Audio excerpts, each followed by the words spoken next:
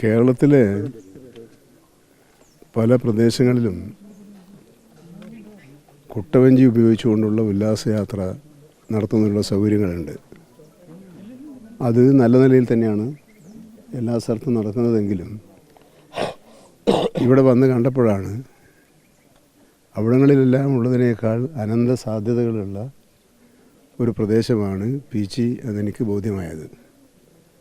ഇതിൻ്റെ അടിസ്ഥാനത്തിൽ വിനോദസഞ്ചാരികളെ കൂടുതൽ ആകർഷിക്കുന്നതിനാവശ്യമായ പുത്തൻ നവീനങ്ങളായ പ്രവർത്തനങ്ങൾ തുടങ്ങുക എന്നതാണ് ഇനി സർക്കാരിൻ്റെ മുമ്പിലുള്ള അവശേഷിക്കുന്നൊരു കാര്യം.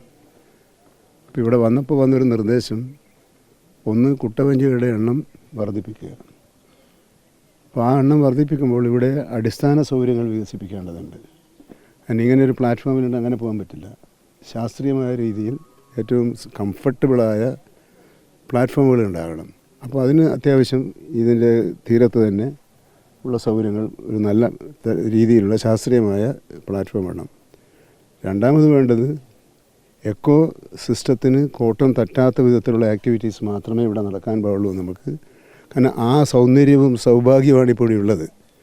അതിന് രണ്ടിനെയും അലോസരപ്പെടുത്തുന്ന എന്തെങ്കിലും ഉണ്ടായാൽ ഈ ആകർഷണീയത സ്വാഭാവികമായി ഇല്ലാതായി പോകും. അപ്പോൾ ഈ ആകർഷണീയത നിലനിർത്തണമെങ്കിൽ ഇതിൻ്റെ പ്രകൃതിദത്തമായി ഉള്ള സൗന്ദര്യം നിലനിർത്തണം.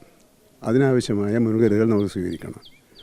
പിന്നെ ഇവിടെ ഒരു സാധ്യത കാണുന്നത് സോളാർ ബോട്ടിൻ്റെ പ്രയോജനം ഉപയോഗപ്പെടുത്താൻ സാധിക്കുമെന്നുള്ളതാണ്. അപ്പോൾ ഞാൻ മനസ്സിലാക്കിയത് അങ്ങനെ ഒരു ആലോചന ഇവിടെ നടന്നിട്ടുണ്ട്. ബഹുമാനപ്പെട്ട MLA മന്ത്രി കൂടിയായ ശ്രീ K. രാജൻ ആദ്യത്തെ സോളാർ ബോട്ട് വാങ്ങിക്കുന്നുള്ള പണം അദ്ദേഹത്തിൻ്റെ MLA ഫണ്ടിൽ നിന്നും നൽകുന്നതാണ് എന്നറിയിച്ചിട്ടുണ്ട്. അപ്പോൾ ആ പ്രശ്നം പരിഹരിക്കും. അപ്പോൾ ജോലി സാധ്യത വർദ്ധിക്കുന്നു, വരുമാനം വർദ്ധിക്കുന്നു, തുടങ്ങിയ ബഹുവിധങ്ങളായ നേട്ടങ്ങൾ ഇതിനകത്ത് ഉണ്ടാക്കാൻ വേണ്ടി നമുക്ക് കഴിയും.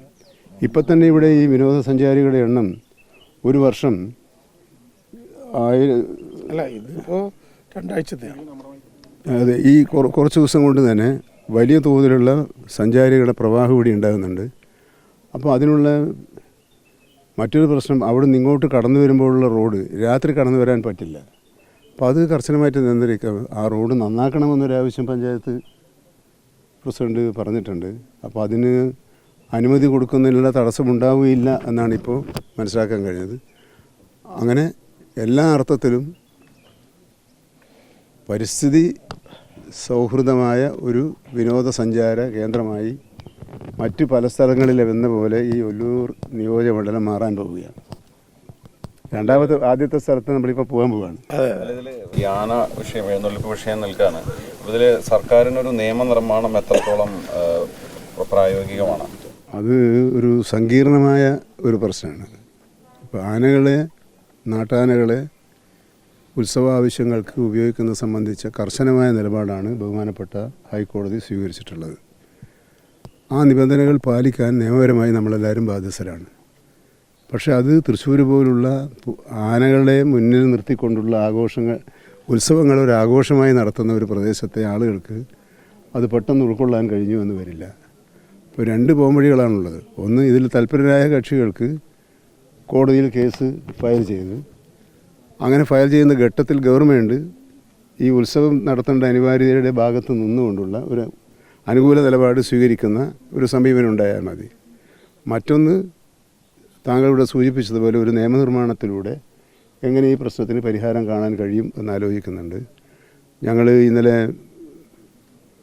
റവന്യൂ മിനിസ്റ്ററും ഞാനും ദേവസ്വം മിനിസ്റ്ററും ഇന്നലെ ഒരുമിച്ച് കൂടിയാലോചന നടത്തിയിരുന്നു. അങ്ങനെ ആ കാര്യം മുഖ്യമന്ത്രിയുടെ ശ്രദ്ധയിൽപ്പെടുത്തിയിട്ടുണ്ട്. അദ്ദേഹം ഒരു ഉന്നതതല യോഗം, നിയമവിദഗ്ധന്മാരുൾപ്പെടെയുള്ള ഒരു ഉന്നതതല യോഗം വിളിച്ചുകൂട്ടി ത്വരിതഗതിയിലുള്ള നടപടികൾ സ്വീകരിക്കാമെന്നാണ് അറിയിച്ചിട്ടുള്ളത്. ആ കാര്യത്തിൽ ഒരു അലംഭാവമില്ലാതെ കാര്യങ്ങൾ കൃത്യമായി നിർവഹിക്കുന്നതിന് ഗവൺമെൻറ് എല്ലാ തയ്യാറെടുപ്പുകളും നടത്തുന്നുണ്ട്.